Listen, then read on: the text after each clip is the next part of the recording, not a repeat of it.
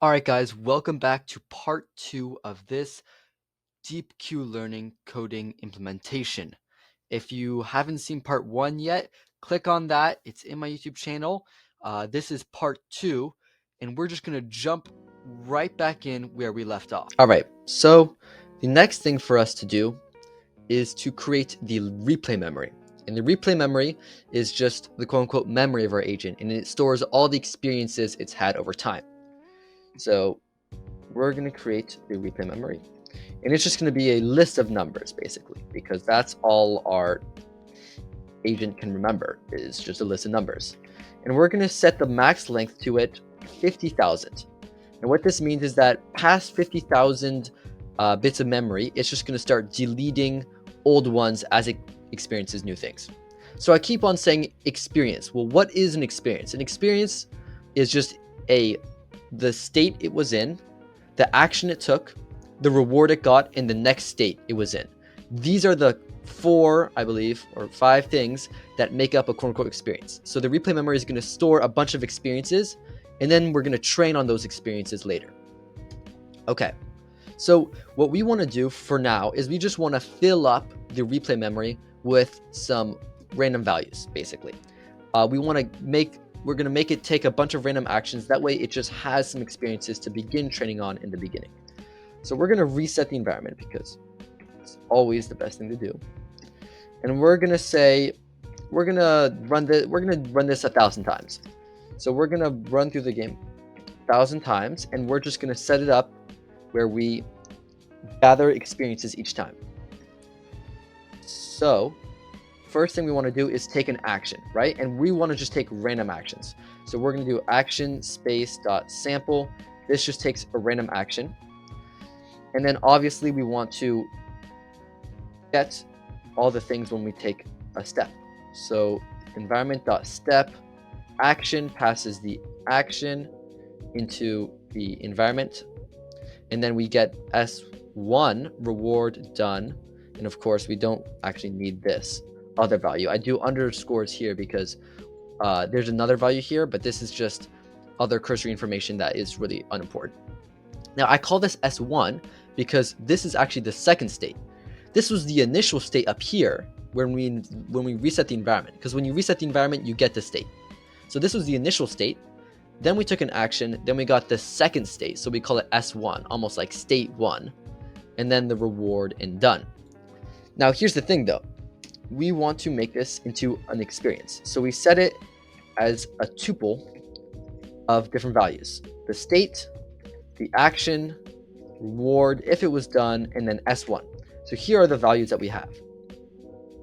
And then we append one experience to the replay memory. And then finally, S1, which was the next state, now becomes our initial state. So we can say state equals S1.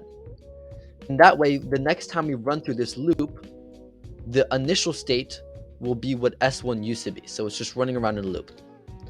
And now we can say if done, and if done just means if the AI failed, or if they won the game, which they won't be doing because they're very bad at it in the beginning.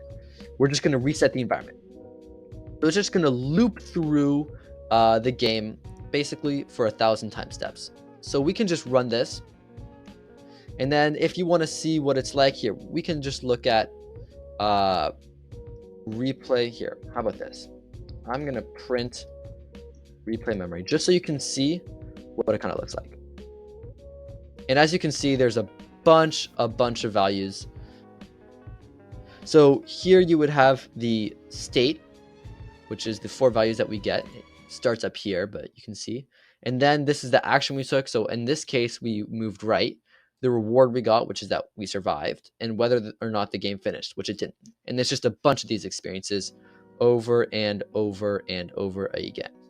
So we're going to get rid of that from our sites. But yeah, so this is the replay memory.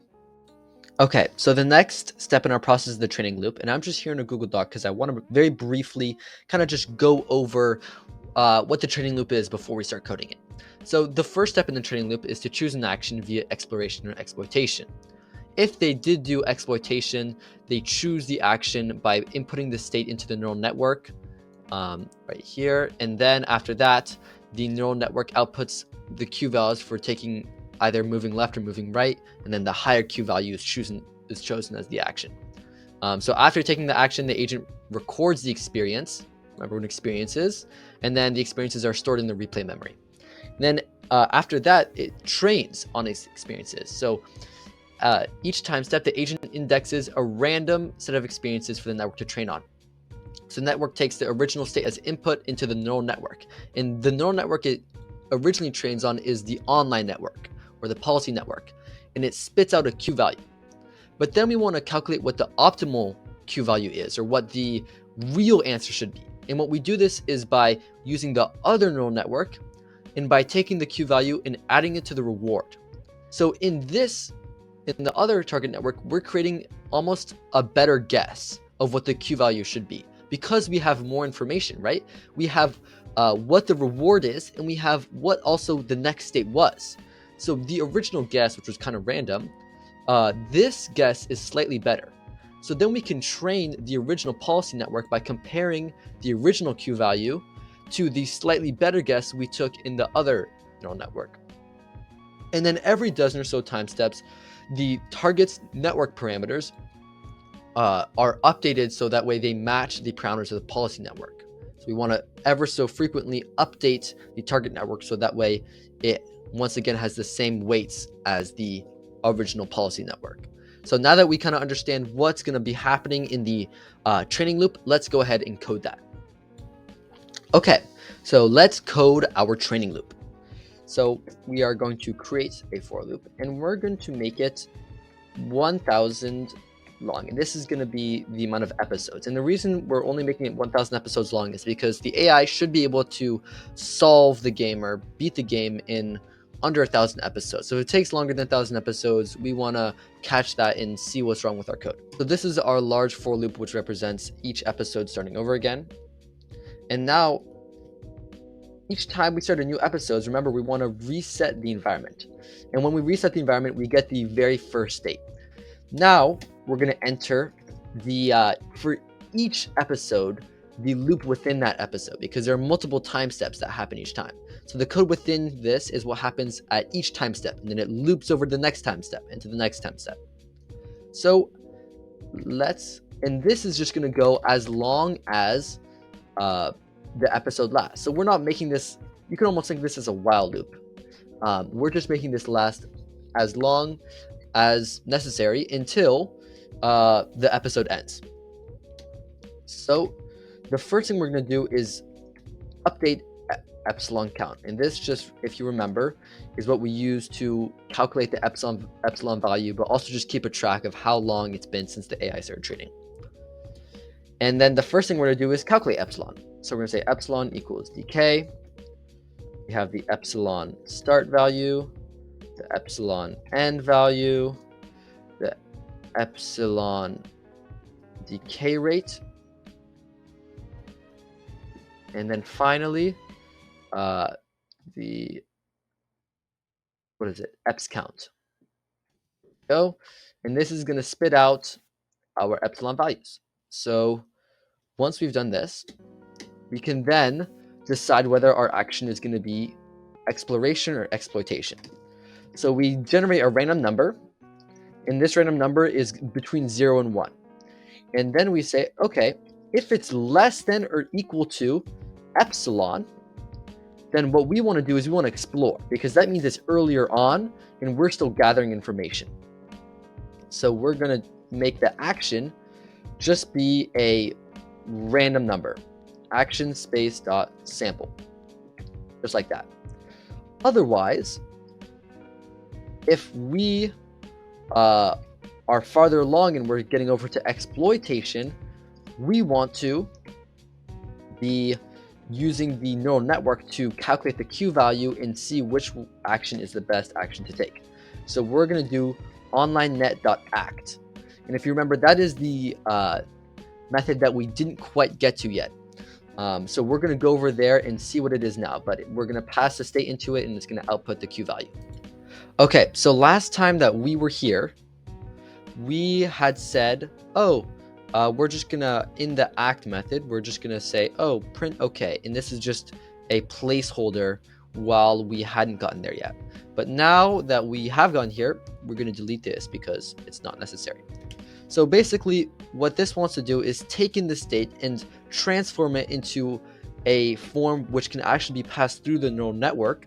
And then after the neural network, the output of the neural network transform that data so we can more easily use it. So first thing we need to do is turn it into a tensor. And what do I mean by that? Well, we're using PyTorch, if you remember, as our deep learning framework. And in PyTorch, you need to use tensors for neural networks. You can't just pass any variable type into neural networks. It needs to specifically be tensors. So right now we have our state as a list of 4 numbers, but we need to turn that into a tensor. So we're going to say torch.asTensor, and we're going to pass it the state. And we want it to be a float 32 because we want it to be decimals. So we're going to say dtype equals torch.float 32. So now that we've turned it into a tensor, there's one more thing we need to do, and this is add another dimension to it. So what does that mean? Well, basically, we take state.t and we unsqueeze it, because currently there is only one dimension to our tensor, which is the 4 numbers, right? We have the 4 numbers that make up our state. But the thing is, when you're passing values to a neural network, it comes with a batch dimension, because usually you're passing multiple states at once and it's training on multiple states at once. But right now we're only training on one state at a time, but it's something we need to add because the neural network will expect that batch dimension. So just to show you what this kind of looks like, I'm going to come into a new block of code. I'm just going to show it real quick. So let's just say state equals environment.reset. And then let me print state to show you what it looks like at first. So remember, this is what our 4 values come in as. But now remember what the next part of our thing was. It was to do state t equals and turn it into a tensor.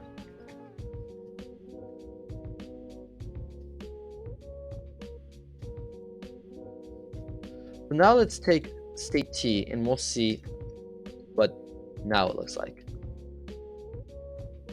Oh, looks like I made a mistake. Oh, I didn't do parentheses in the beginning. Okay, here we go. Run it, and now you can see it says tensor in front of it because now the new type of the variable is tensor. After this, the next step was to unsqueeze it. So I'm just gonna copy this line of code over. Oh, sorry. I was gonna get to this part where it says self. If you're confused why we said self, I'll get to that in a second. But I'm gonna delete it for now. And now you can see there's 2 brackets instead of 1 bracket. That is because there's 2 dimensions now.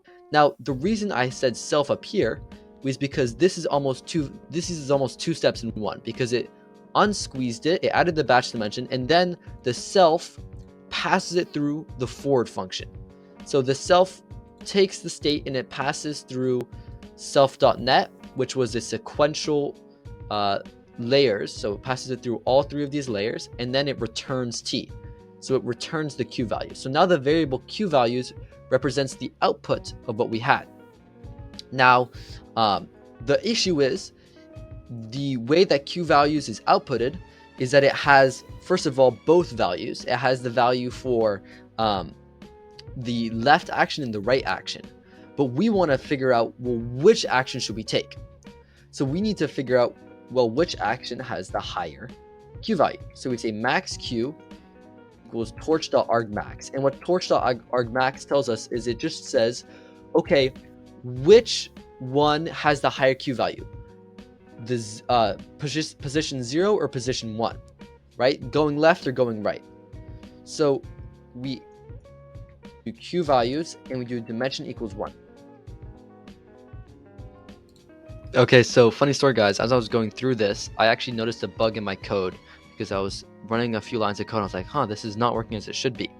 And the reason is I put the second parentheses to the nn.sequential after the first line of code, which means that after we passed a state through self.net, instead of going through the first layer, the activation function, and the second layer, it was only going through the first layer.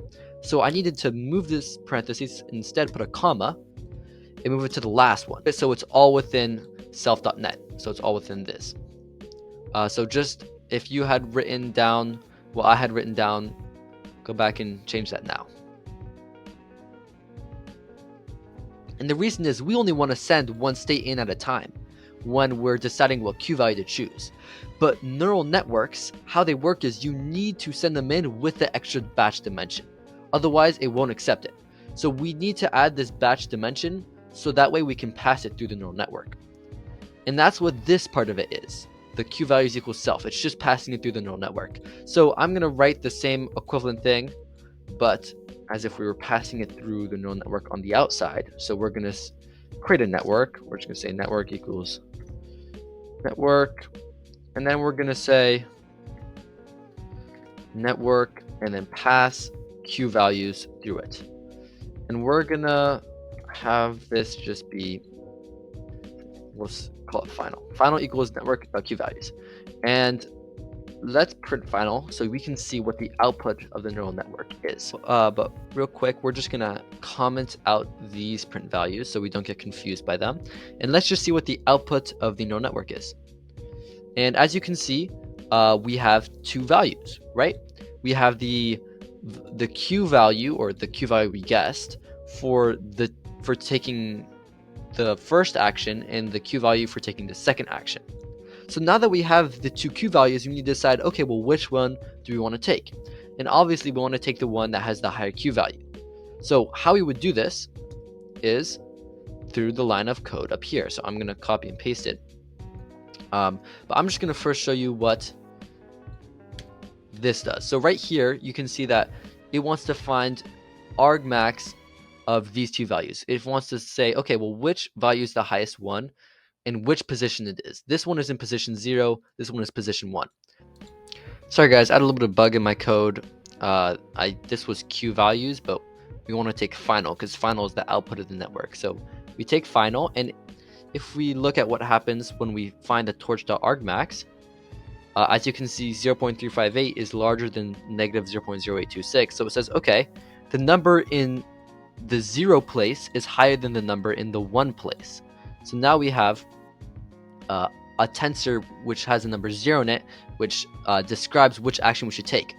But we don't want a tensor, we want an actual number. So we want to say, okay, well, the number in the first place of the tensor, in the 0th place of the tensor, is 0. So watch what happens when we do this. There's no longer the brackets on it, because instead of just talking about the entire tensor, it's just talking about what the number was in the first place. And now this number turned into 1 because this time around 0.0259 is greater than negative 0.249. So the action in the first place is larger. So here you can tell, okay, now we have number 1, but it's still in tensor form, and we don't want to quite have it in tensor form. So the last thing we need to do, which I'm going to write up here and then I'll copy it down there, is to make it the action. And we'll say action equals max Q item. And what this does, although I'm going to copy and paste it, is this time it takes the tensor and it turns it into a number. So now if we print action, action, we can see this 3-step process taking place. It saw this was the output of the network. It saw that 0 was the place which had the higher Q value, and then it turned it from a tensor and introduced a normal number. So now, after we pass through the network, we have the number which represents which action the agent should take. So the final thing to do up here would just be to return action. Because now we have a method which takes a state, transforms it into something that the neural networks can use, passes it through the neural networks, takes the output of the neural networks and transforms it just into a number which represents which action we should take. And then we can return that action. And I'm going to delete all this because it was just for the purpose of helping you guys understand what was going on there. And there we have it. That is the end of part 2. Part 3 and part 4 are the last 2 videos in this coding tutorial series on how to create a deep Q learning network. They should already be uploaded and ready for your viewing pleasure. So just continue on, click forward, and good luck in your coding journey.